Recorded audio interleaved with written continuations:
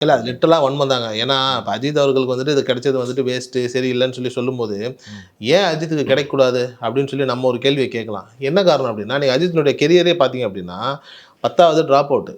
10வது drop out ஆன ஒரு மனிதரு, இன்னைக்கு ஃபார்முலா 2ல போய் வண்டிய ஓட்டுறாரு. துபாயில வந்துட்டு என்னென்னமோ பண்றாரு. நீங்க நடிகன விட்டுருங்க. நீங்க நடிகன மட்டும் விட்டுருங்களேன். 10வது டிராப் ஆன ஒரு மனிதர், அங்கருந்து தன்னுடைய வாழ்க்கைய என்னென்ன மாதிரியா மாத்திக்கிட்டாருன்னு சொல்லி ஒரு ஸ்ட்ரக்சர பார்க்குறோம்ல. இப்ப 10வதுல அவர் வந்து டிராப் அவுட்.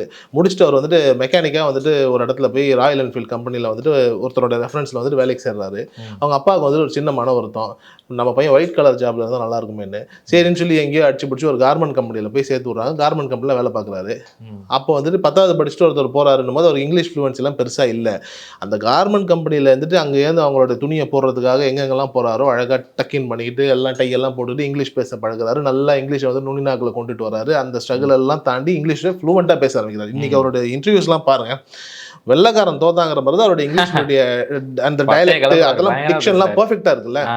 ஸோ இதெல்லாம் வந்துட்டு எங்க எங்க பழகுறாருன்னா, நீங்க பாருங்களேன் ஒரு 10வது படிச்ச பையன், ஒரு 12வதுனா ஒரு 18, 17 வயசுல இதெல்லாம் பழகுறாரு. ஒரு இங்கிலீஷ வந்துட்டு பெர்ஃபெக்ட்டா ஃப்ளூவென்ட்டா பேசுறாரு. நுனி நாக்குல இங்கிலீஷ கொண்டுட்டு வராரு.